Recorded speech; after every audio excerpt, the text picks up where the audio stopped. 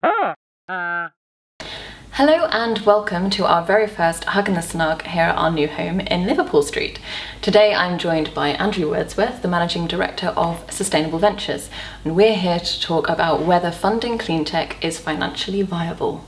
Before we get on to that hefty subject, can we start with a hug? Of course. Excellent. So give us 30 seconds to tell us a bit about Sustainable Ventures and what you do. So Sustainable Ventures we set up just over 3 years ago, and we're in the business of creating new startup businesses in the low carbon sustainable space. We basically conceived the ideas, bring in the management teams, the investment, and launch them out into the marketplace with the view to sort of selling them hopefully to sort of corporates or listing them in due course. Okay, so as someone who launches low carbon ventures, I have a feeling your answer to my question might err on the yes side, but let's see if we can explore that a little bit. Tell us a little bit about the financing environment from a Cleantech perspective at the moment. I think it's been quite sort of dynamic. I've been involved in sort of this particular sector for over 10 years, and it's moved from sort of 5 years ago where Cleantech was flavour of the month, lots of money piling into private equity funds, lots of companies listing, etc. And sort of post the credit crunch, things have sort of completely have tightened up quite a lot. But what's encouraging is at the moment, things are now picking back up again. So it's like anything; it goes in sort of peaks and troughs and cycles. So it's just recognising that and riding the wave. Really. And are there particular types of business or particular sectors that are doing particularly well at the moment? Within Cleantech, I think particularly things which are the sort of more capital efficient, so where you can get things to market much more quickly rather than sort of the heavy engineering, the sort of the wave devices that I think have really struggled because of the sort of level of capital commitment that's needed to get them to a point where they're sort of generating revenue or profitable. So you're seeing a lot more, I think, what people might not think of as classic Cleantech businesses starting to thrive as people, have adapted to that funding environment. You mentioned there actually what people think of as classic Cleantech businesses. I mean, is my question correct? Is there such a thing as, a Cleantech niche within funding? Is that how it works? Is that something investors are looking for? So I guess if I'm talking to people at a dinner party and they say, what do you do? And you say, I'm in Cleantech and starting businesses. They say, oh right, so you build wind farms, or you're doing renewables, or you do solar panels.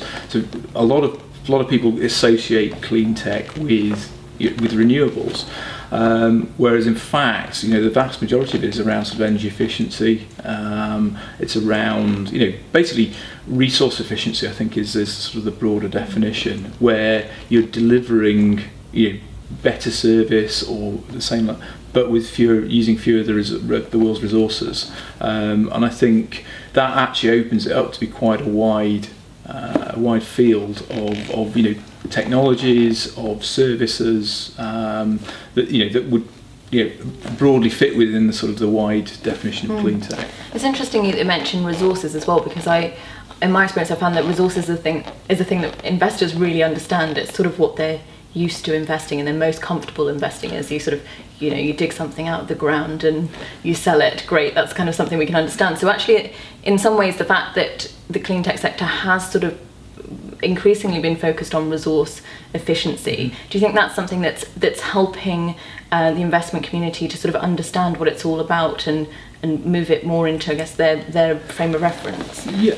I think so, because there's sort of two things. One is an investor's going to look at things from a rational basis. So can this new technology deliver what people want for lower cost? Inherently, if you use less energy or you use fewer materials or whatever, you've got that advantage of delivering lower cost. And again, people often come at this from sort of climate change and carbon, but actually when you look at the sort of the kind of the rational investment case, using less energy, or being able to generate it without using natural gas or whatever, has you can quantify it in pounds, shillings, and pence.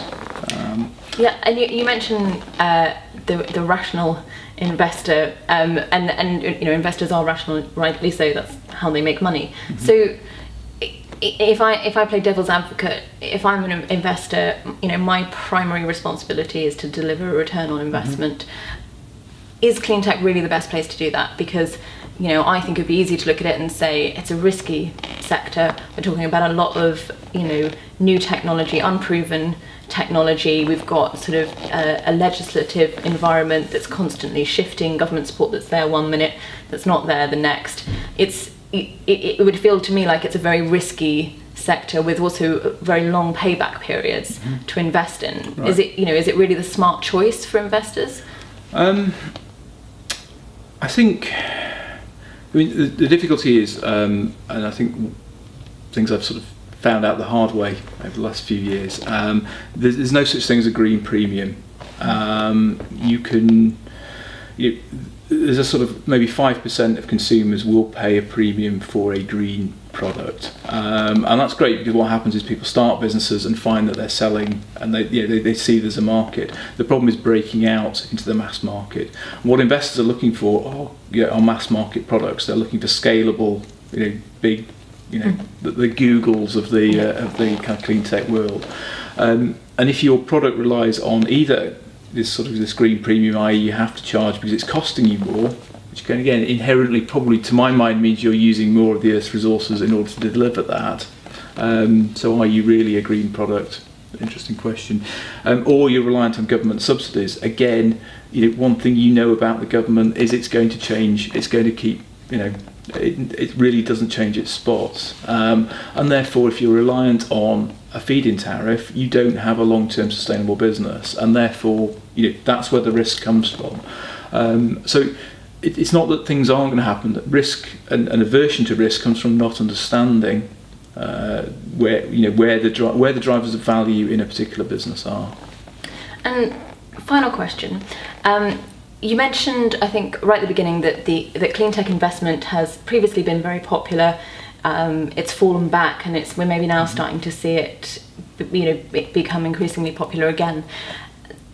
Do you think that there is a general trend towards investors at all scale, from sort of small private investors up to large institutions, having a better understanding and an increased awareness of the impact of the companies or the technologies that they invest in? I'm thinking of things like the divestment campaign that really seems to be growing momentum. There's a lot more funds out there that now do kind of just specialise in clean tech. Do you think maybe the tide is turning and people are actually thinking a little bit more about, it's not just about the return on investment, but return on investment with responsibility? I think if you look at initiatives such as the Carbon Disclosure Project, I think they've done a fantastic job in terms of driving the awareness of the impact, and that was particularly on carbon, that companies are having. And again, if people are reliant on a particular resource, ultimately that resource is going to run out. You then come up with a price spike, and so I think investors are realising that investing in a good business is good business sense. And as I say, that as more and more information, powered by the internet, powered by these various different initiatives, are forcing that information into the public domain, I think that's that you are seeing that sort of recognition that it's a win-win, that you can't invest in people who are using up resources again, and the long-term business model will fall apart. And I think that creates great opportunities for, again, coming up with companies that use less energy, less resources, do things in a more productive way, in a different way. And if you put a wrap around that and say that's called clean tech, that's fine. But I say that's not the underlying kind of economics that sit behind it. Okay, well, I think you've given me a great wrap-up soundbite there in answer to my question that investing in good business is good business sense. Thank you very much. Thank you. Bye.